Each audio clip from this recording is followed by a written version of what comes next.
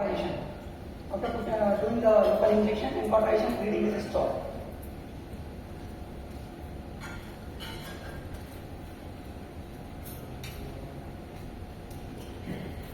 This is from the septum, the superior septum.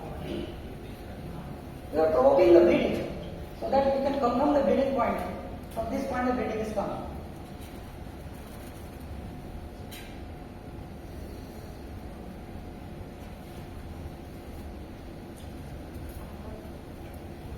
It starts bleeding.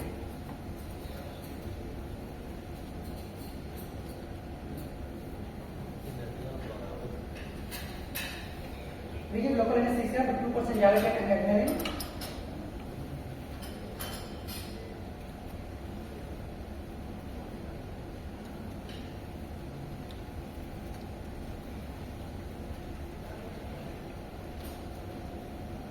And cauterize with the suction cautery.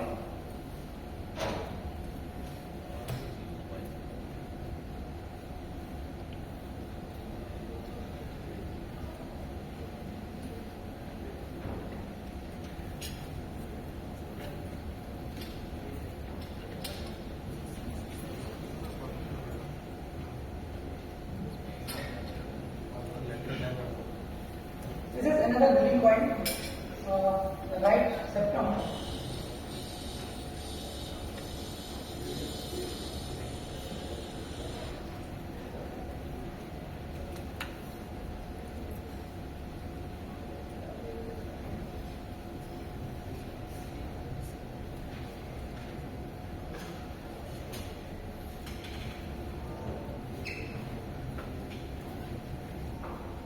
This is the anterior septum.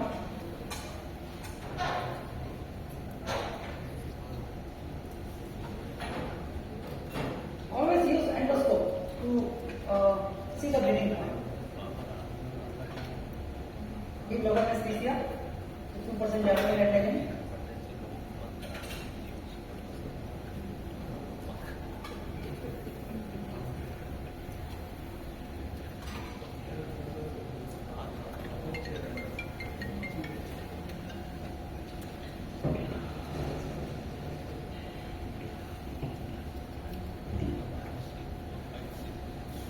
This is another anesthesia.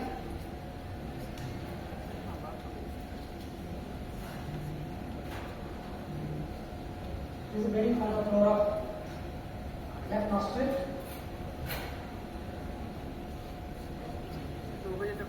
This is from ischemic hemolysis.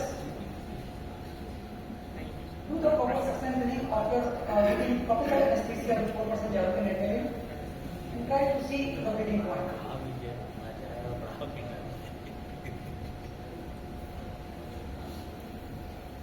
Many times bleeding is from the deviated septum, so it's very difficult to see, but we should do it.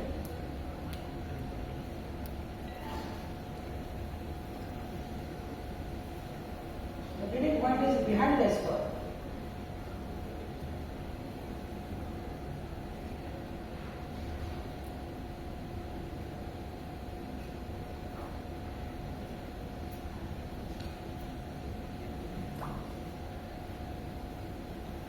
This is vascular malformation.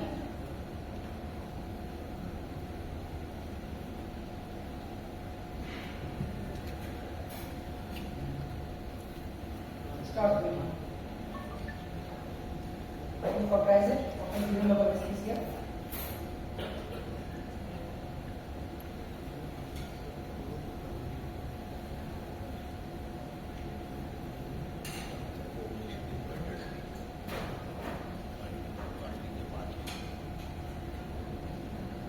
This is from the right ischemic hemolysis. The bleeding coming from the student spinal recess.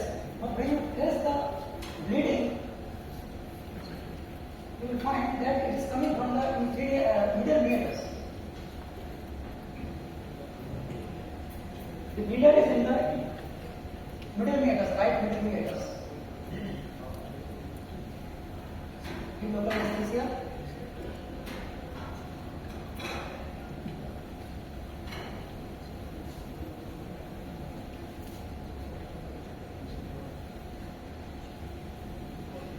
Do the record.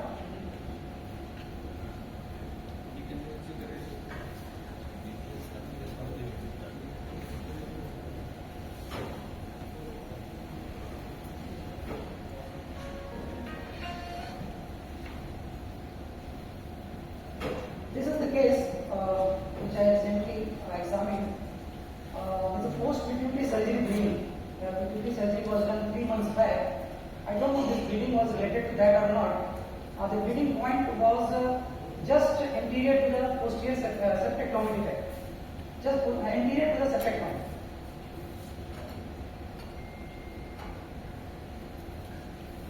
In most of cases, you can find synesthesia and all, and very difficult to put the endoscope.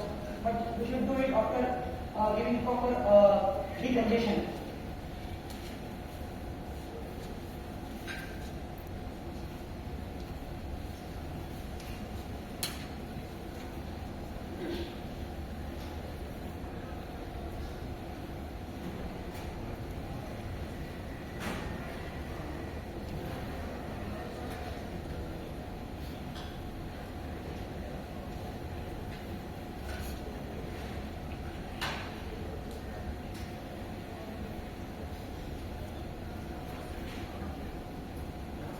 This is correct.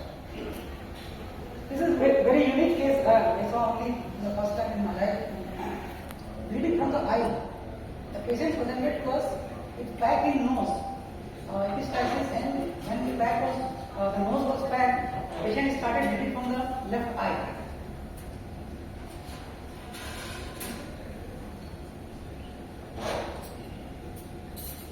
This is a 6 years back. We had video of this patient. Bleeding from the concha.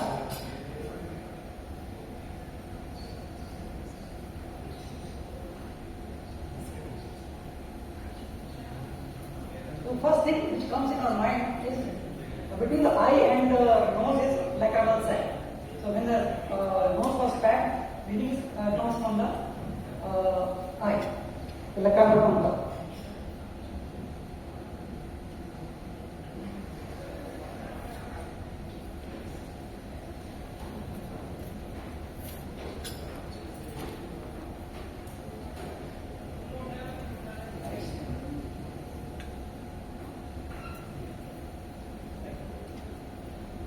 I took the patient for emergency attended the DCR. I opened the sac and found some tiny angiomatous mass in the lacrimal sac.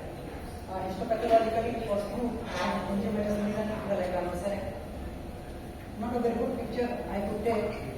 Some mass in the left lacrimal sac.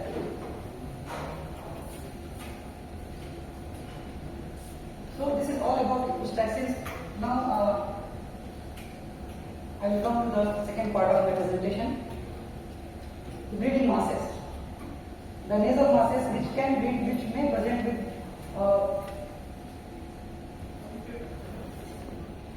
reason Chhattisgarh is the Rhinosporidiosis. Rhinosporidiosis can present in a variety of ways. It can attach anywhere in the nose, any part of the nose, capillate, mucuses, nasopharynx, anywhere.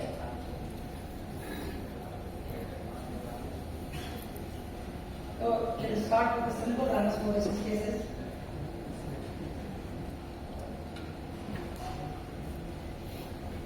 This is the right side of the nose. A very simple rhinosporidiosis mass. You can see the myxoidiosphere and the pedicle of the rhinosporidiosis. Always try to see the pedicle with the endoscope. So if there will be less bleeding or no bleeding. Many times you will have to use the collator in case of multiple attachment, in case of recurrences.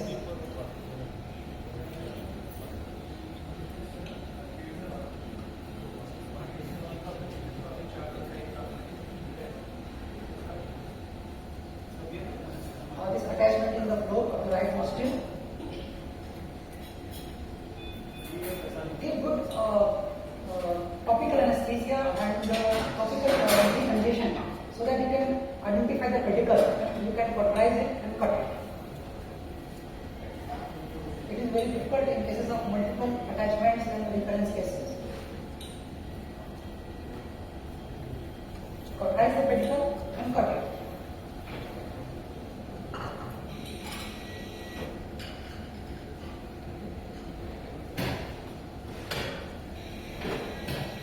After removing the rhino mass, we cauterize the base also to prevent the recurrence. The nasopharyngeal rhinosporidiosis. This video was taken after putting the endotracheal tube. The nasopharyngeal mass is hanging down up to the epiglottis.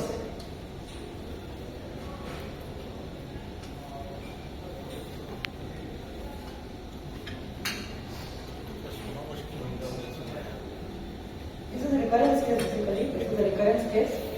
And see in the right nostril, rhinosporidiosis in the left nostril also, the left posterior corner. We try to see the both nostril where is the pedicle. And we found the pedicle on right nostril on the floor.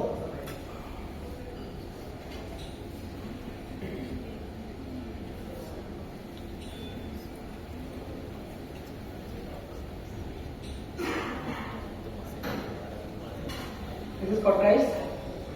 Sometimes you find a very broad pedicle. This is 2 to 3 or 4 centimeter long pedicle. You have to cauterize throughout the leg.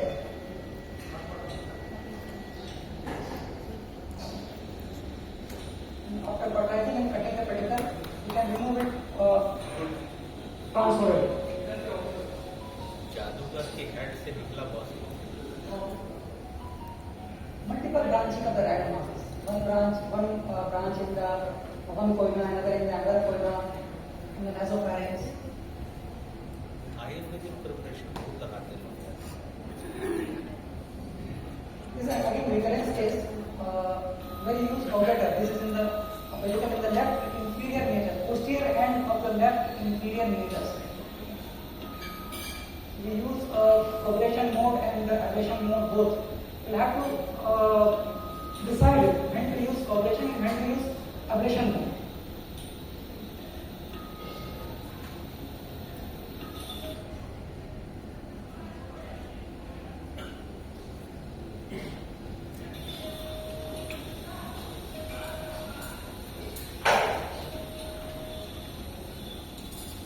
Coagulation is a very good tool for bleeding masses.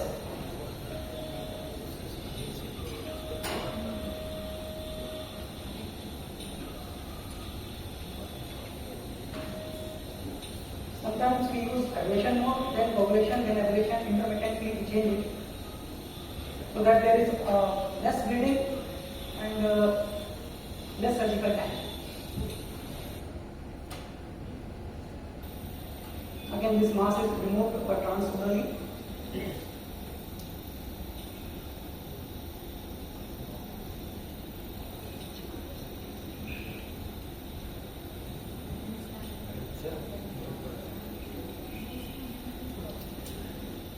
नहीं बोलूँगा जहाँ हो ठीक हो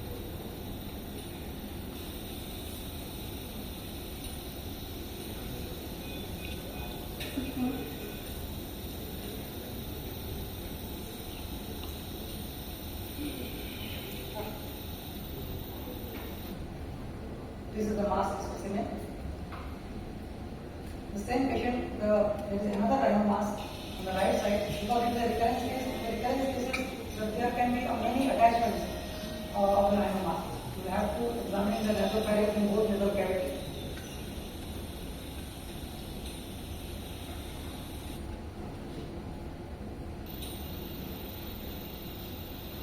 If you use this technique, the endoscopic removal, even in such a big mass, you don't need a nasal pack. There is no bleeding at all. This is cauterized area. There is no bleeding. Nasopharynx is clear.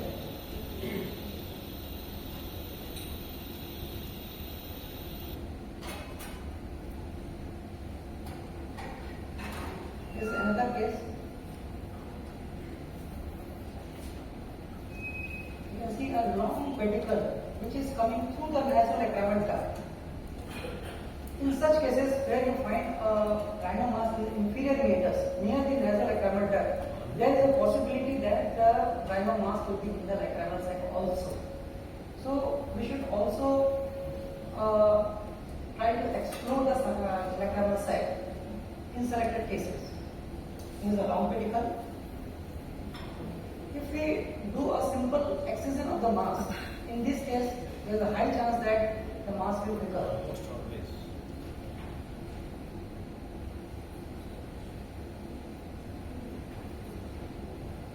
This is again a removal of mass after cauterizing the pedicle. But this is, you can see the left inferior meatus near the nasolacrimal duct. So there is a high chances that this may recur.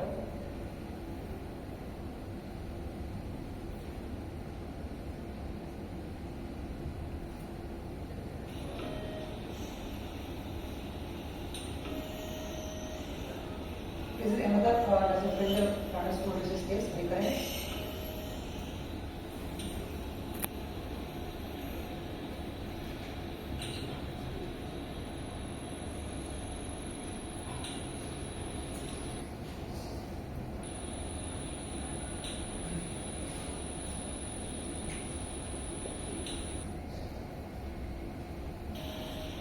We use collator in cases of recurrence.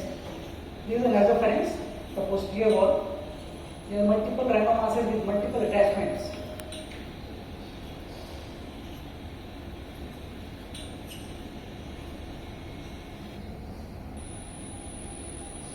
I am putting the endoscope in one nostril and the collator vein in another nostril because there is a DNS on one side. This is a lacrimal sac rhinosporidiosis. Here is the same case which was operated, the long pedicle where the attachment was near the lacrimal duct. This patient recurs. Now you can see the pedicle in the inferior meatus.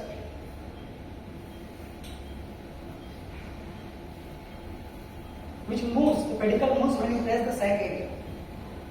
You can see the movement, which confirms that the pedicle is going up to the lacrimal sac. So we do the endonasal DCR as well as partial inferior turbinectomy. You will have to explore the sac right from the top of the sac up to the nasolacrimal duct opening. We use collator for this. Remove mucosa from anterior to the middle turbinate and resect the anterior 1/3 or anterior half of the inferior turbinate. After doing this, removing the inferior turbinate, you can see the pedicle is going into the lacrimal sac.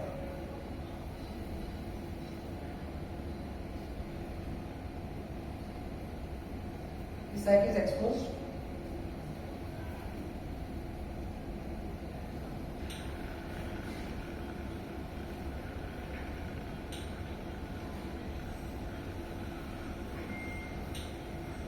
Now the lacrimal sac is open.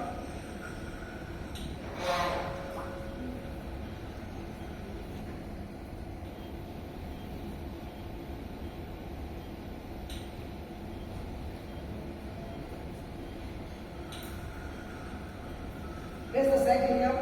If any rhinomass, small rhinomass is going up the top of the sac, it will come down.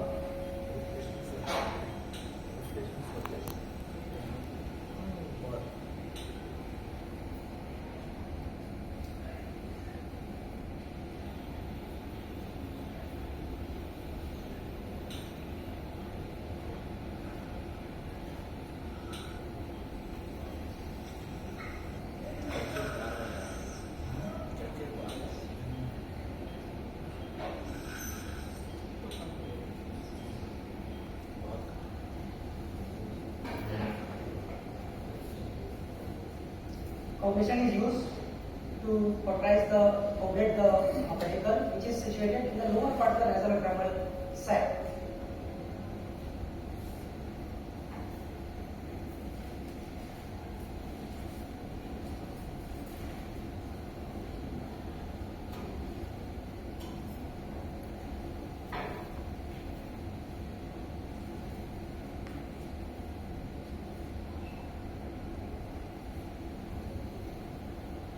Pedicle inferior meatus is also completed.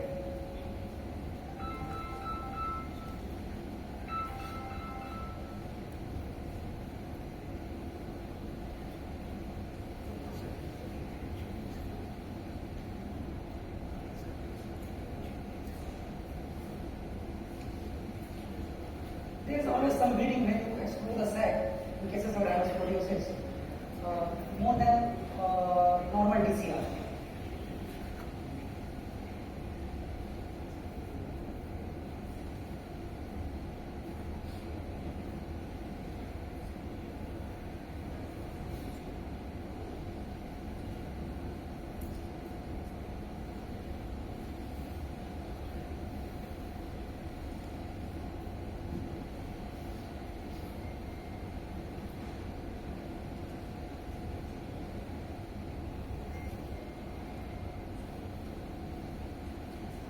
Pedicles detached completely.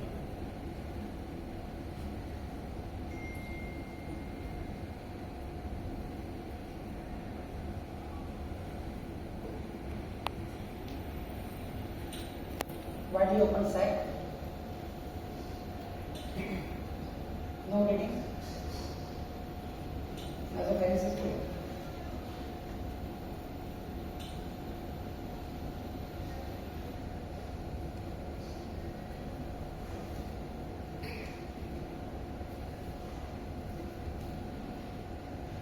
This is another case of rhinosporidiosis, lacrimal sac. You see the bulge in the lacrimal sac area. This is a clear-cut case of lacrimal sac rhinosporidiosis. You can see the tics of rhinosporidiosis coming out of the lacrimal sac with pus discharge here after opening the sac.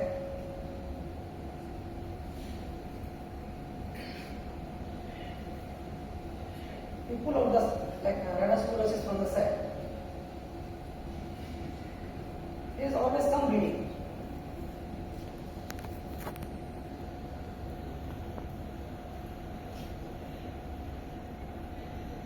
Have patience, pack the nose, again put the endoscope and see.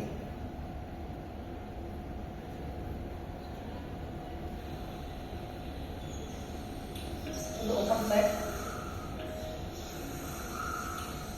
uppermost part of the rhino mass is being ablated with the propator.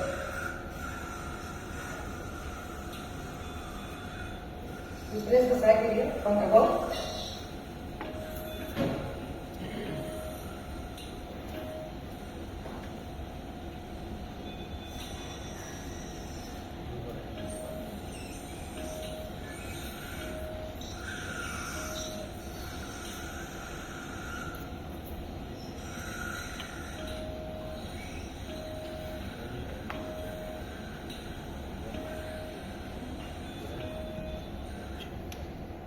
This is a 1 month post-op pic of the same patient.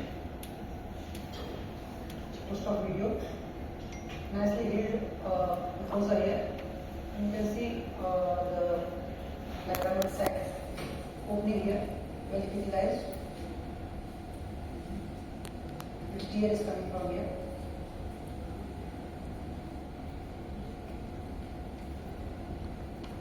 This is another case of lacrimal sac. The same procedure is done.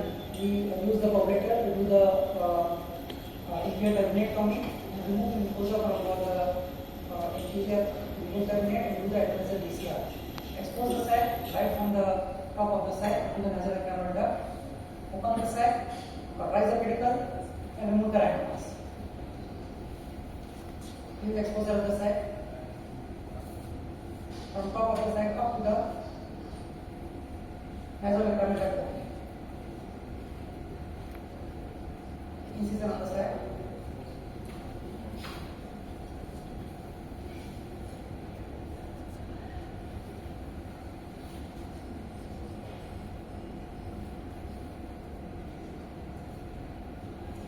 Again, the coupler is used to populate the pedicle in the sac.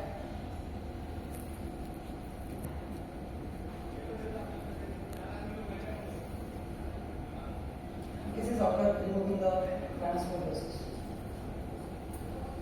Sac is widely opened here. Upper part of the sac looks normal. So the pedicle was attached in the lower part of the sac.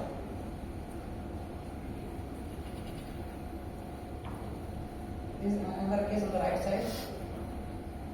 The sac is open right from here, on the top of the sac up to the nasal abdominal duct over here.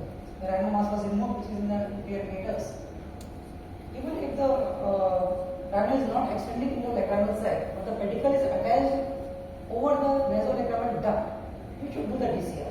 Because if you cauterize the pedicle at the nasolacrimal duct opening, it is going to be broad. Then you will have to do the DCR in the second stage. It is better to do the DCR and inspect the lacrimal sac at the same time.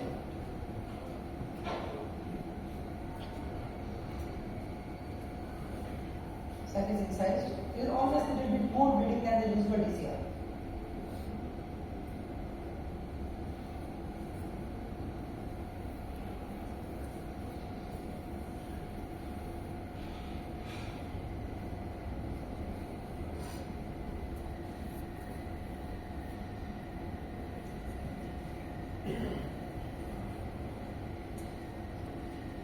This is after removing the rhino mass and doing the DCR, final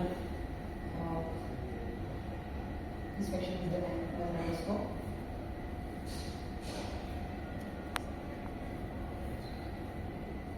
We put a piece of Nasal over the side in such cases.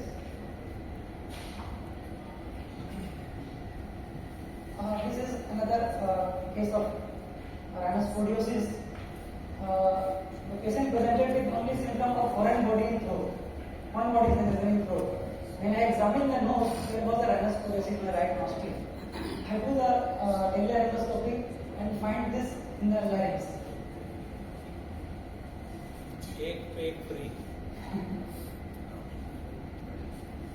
It is attached in the right false vocal cord.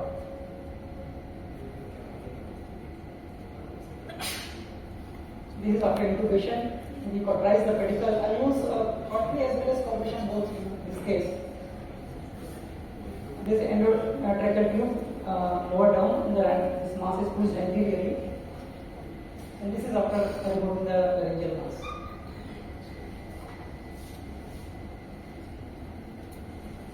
The same patient, the right nostril, there is a broad pedicle of the rhinosporidiosis, which was cauterized and removed.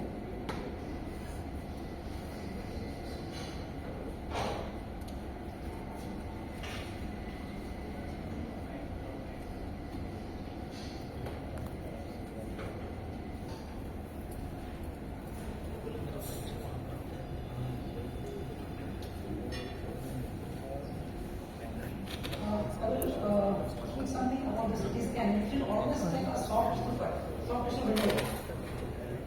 Because in Nasopharyngeal Angiofibroma surgery, endoscopic surgery, we don't deal with the small bones like uncinate process and halar phase. We deal with bigger bones like deltoid process or like ascending process or maxilla.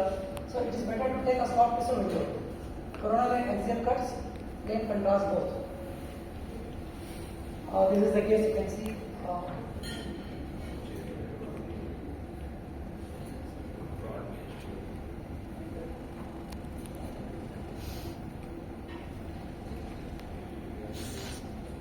This is the mass in the right nasal cavity. You can see this one.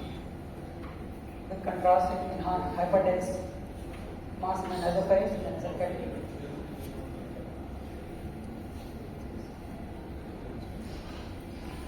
This is the extension of this nasopharyngeal angiofibroma into the sphenoid sinus.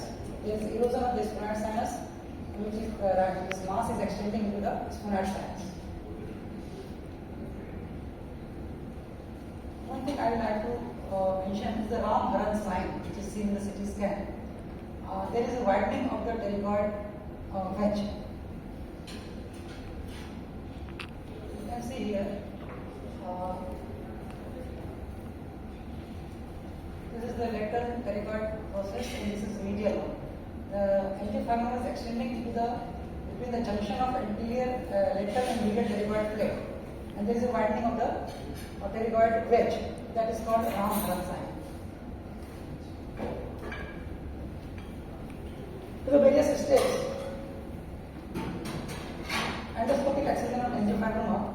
Inferior terminal resection, modified Denker's surgery, ecmonectomy, splenectomy, next septal window, removal of posterior maxillary bone, ligation of internal maxillary artery, segmental resection. In case there is mass in the trabeculoparietal fossa is larger, we do the segmental resection so that we can remove in the two pieces.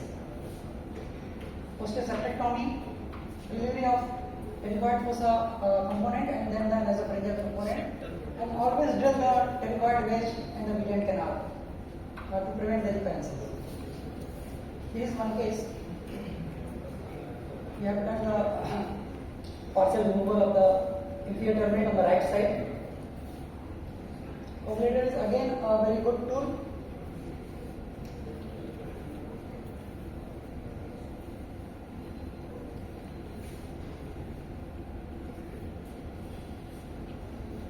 Try to find out the piriform aperture.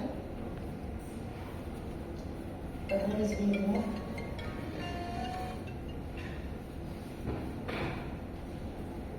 Try to find out the piriform aperture.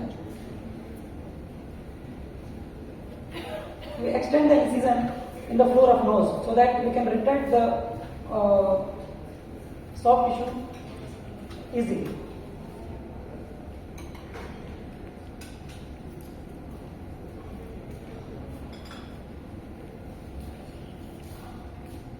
You can see the piriform aperture. Now we are erecting the periosteum from over the maxilla.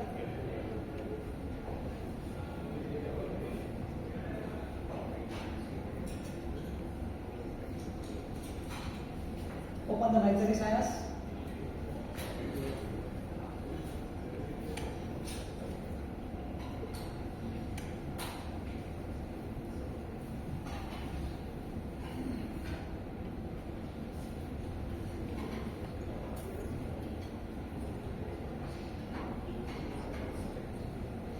We do the osteotomy with the birth, the superior osteotomy, lateral and inferior osteotomy. The maxillary sinus is open.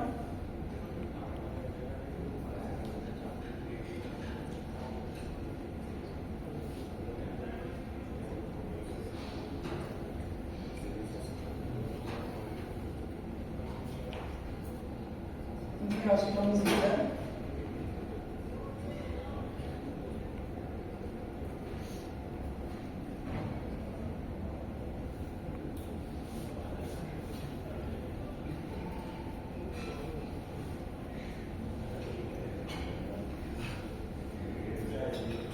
Continue to remove the lateral wall of the nose, the ascending process of maxilla.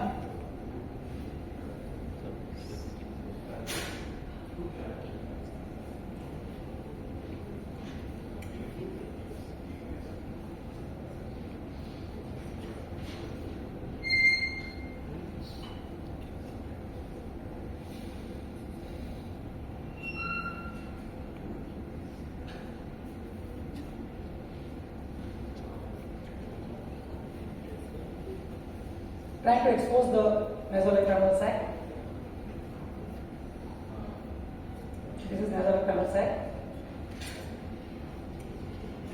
which is cut. This is nasolacrimal sac.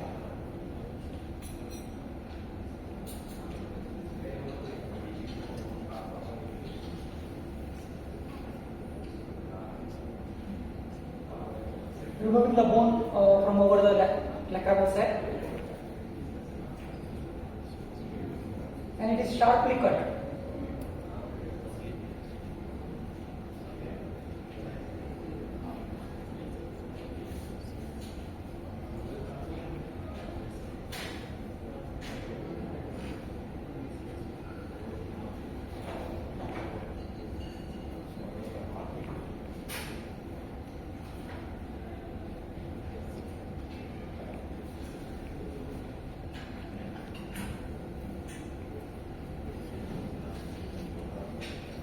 Continue drilling so that you can flush with the floor of the nose for the better epithelialization of the mucosa post-operatively.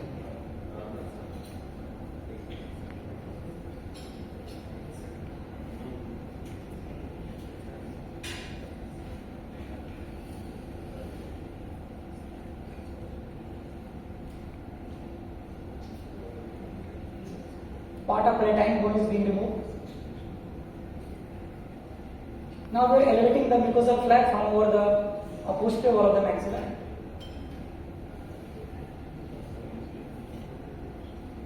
Posterior wall of the maxilla is exposed. Drill the posterior wall of the maxilla and thin it out.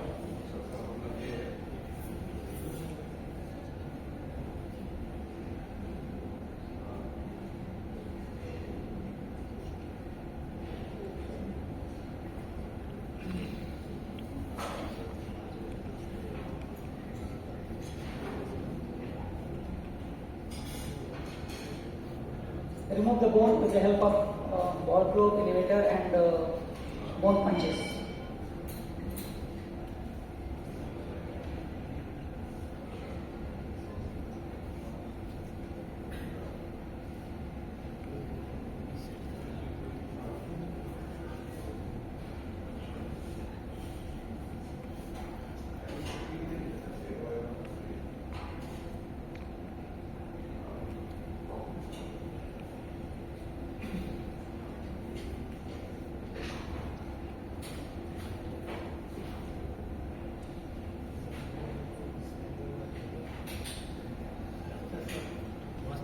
Pterygopalatine fossa is exposed.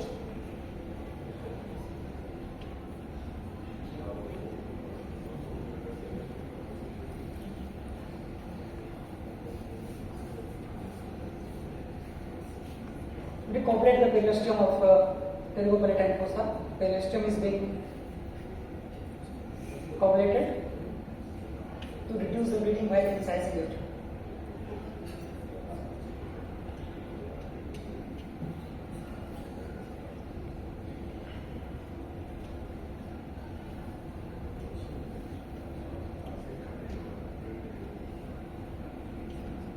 Give incision with a sickle knife.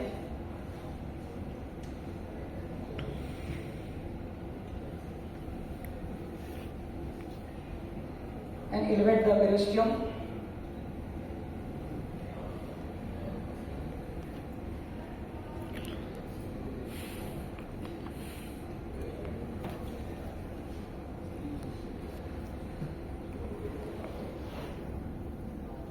You can see some fat of the pterygopalatine fossa.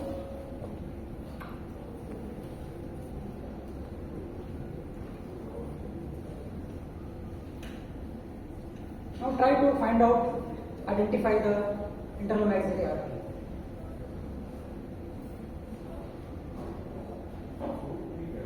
Remove some fat from the pterygopalatine fossa.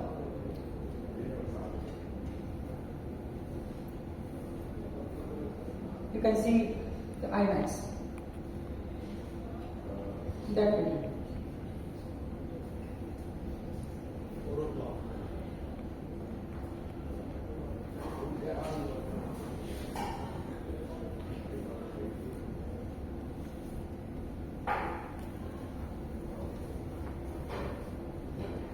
IMAX is lifted with the ball probe so that we can put a clip on it.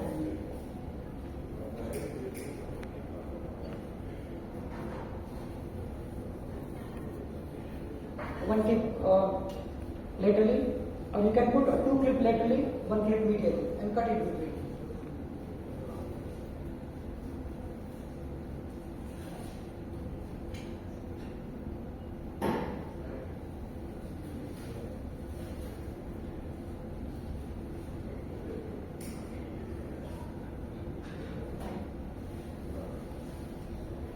Now we do the resection of middle turbinate and with modectomy.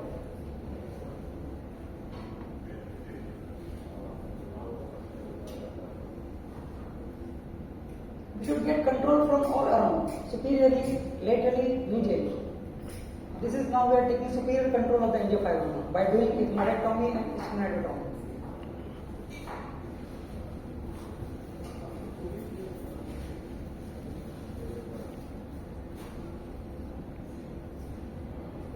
Most ethmoid and sphenoid is open.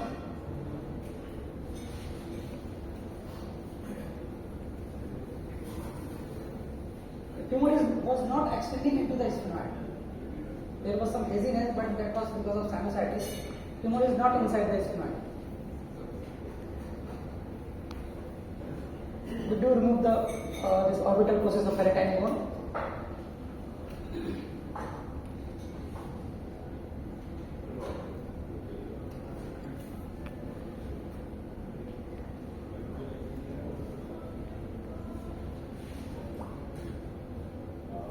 Do the surface coagulation. In case of handling of tumor, it won't bleed much. We should touch the tumor only after ligating the imax. It's better to handle the tumor only after ligating the imax. Now it is being separated from the septum.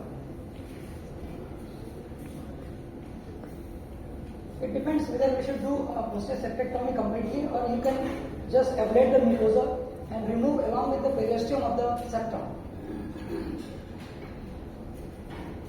This tumor is attached to the septum, also posterior septum.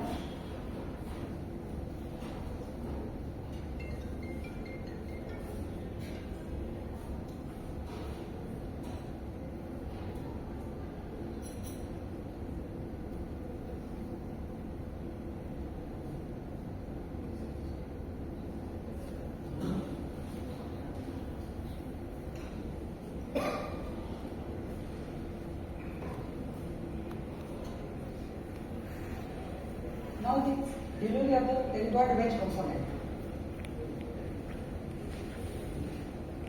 This is the pterygoid wedge.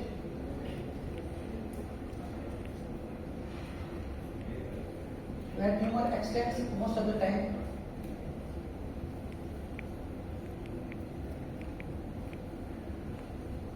And tumor is detached from the pterygoid wedge.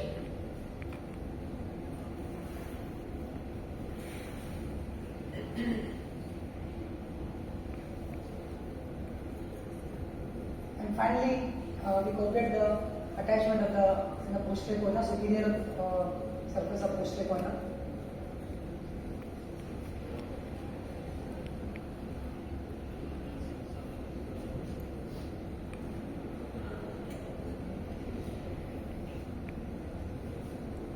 Mass is also attached to the posterior end of the inferior turbinate. So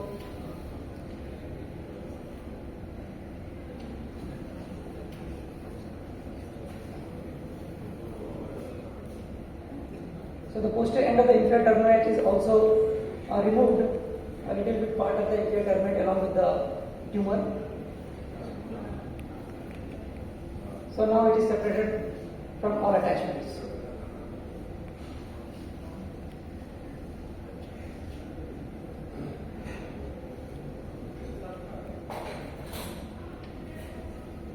And it is removed transorally.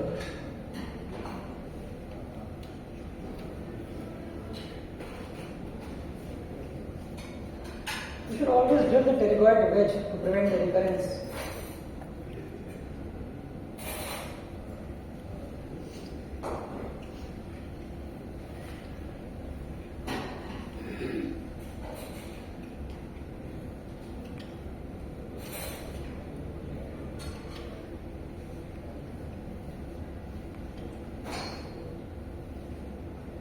The final inspection of the cavity. Not much bleeding. Ligated imax. Pack is not packed with the Surgi cell and then the varocell.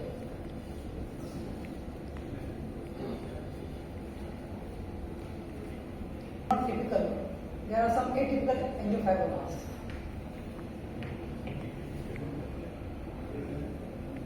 Atypical means it is not necessary to be in the male patient. Sometimes it is in the female patient also, not arising from the pterygoid fossa, arising from the septum or turbinate.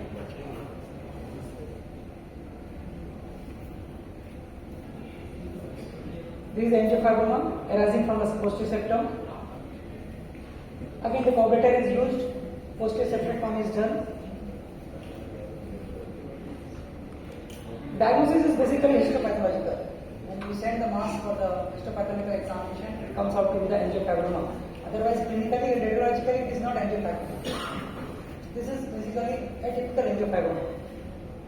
There is another mass attached to the septum, compressing the maxillary wall.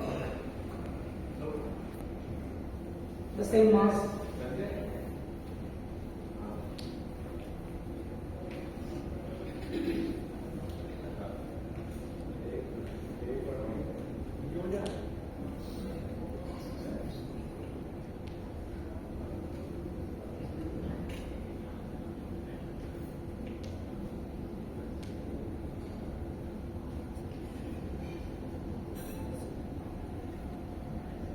This is after removal of the mass.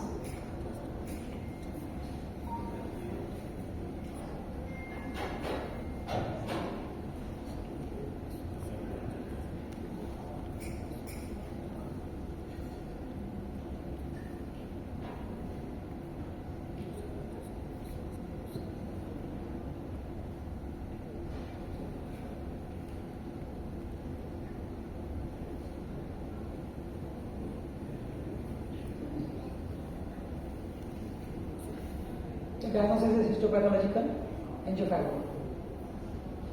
This is another case of atypical angiofibroma. The mass in the both posterior cornea attached to the posterior septum, posterior most part of the septum. Posterior septectomy is done. You can see both sides of cornea.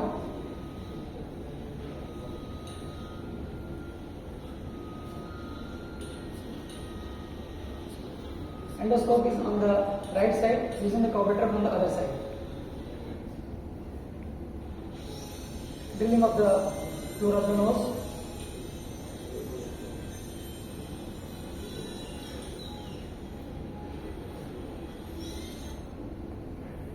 And the mass is delivered.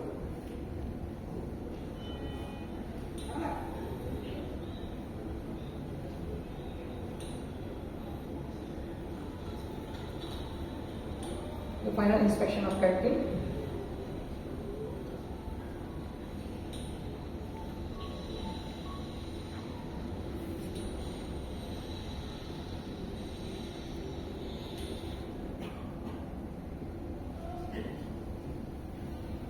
This is another case of hemangioma basically. Patient presented with a nasal mass, bleeding nasal mass attached to the middle terminate. The same principle is applied. Identify the pedicle from where it is attached and try not to touch the tumor directly. Do the dissection from the surrounding area from where it is attached. Right? In this case, it is attached to the middle terminate. We do the partial middle terminectomy and along with the middle terminate, we remove the mass.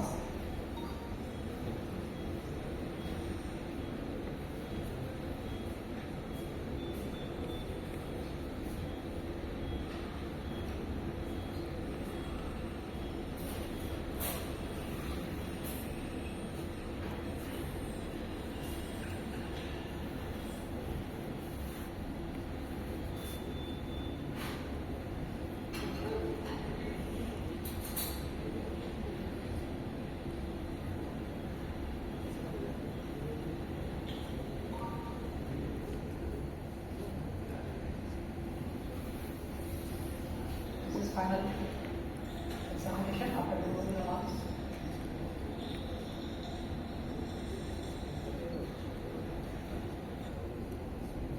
This is something different case. Patient presented with bulge at the root of nose, and we do the endoscopy. Nasal endoscopy, we find pinkish mass in the right nostril.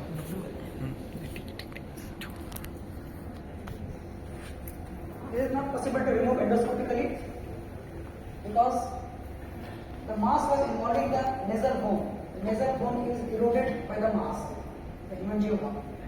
So we plan to do it on the open approach. Horizontal incision was given, and this both sides of the nasal bone. On the both sides there is hemangioma. And we remove the mass along with the nasal bone on both sides and along with the part of nasal septum. I took the help of plastic surgeon also for little bit reconstruction. With this, we try to make the proline so that we can suture the skin, and the base was found by the fluid.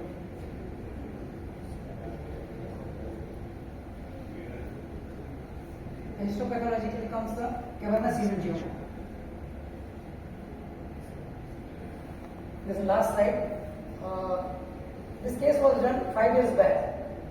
The histopathology was squamous cell carcinoma. Now, today, patient presented with nasal bleed.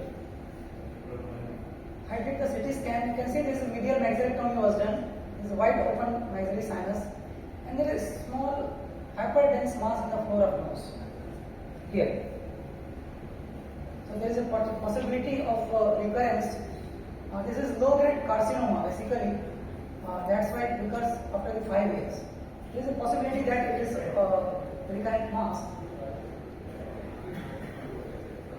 This was low-grade carcinoma, non-keratinizing squamous cell carcinoma, very low-grade carcinoma. That's why when I took the opinion from the oncologist, according to him, there is no need for the radiotherapy therapy and all. We observed the patient, but after the 5 years, he came with the nasal bleed, a very minor bleed, but there is a definite mass in the floor of nose.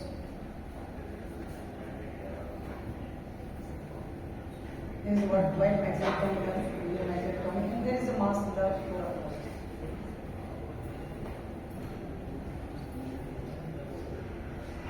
Now we will do the biopsy and see what's the biopsy report, and we will make all the oncology protocol during this session. Thank you very much. Thanks for the presentation.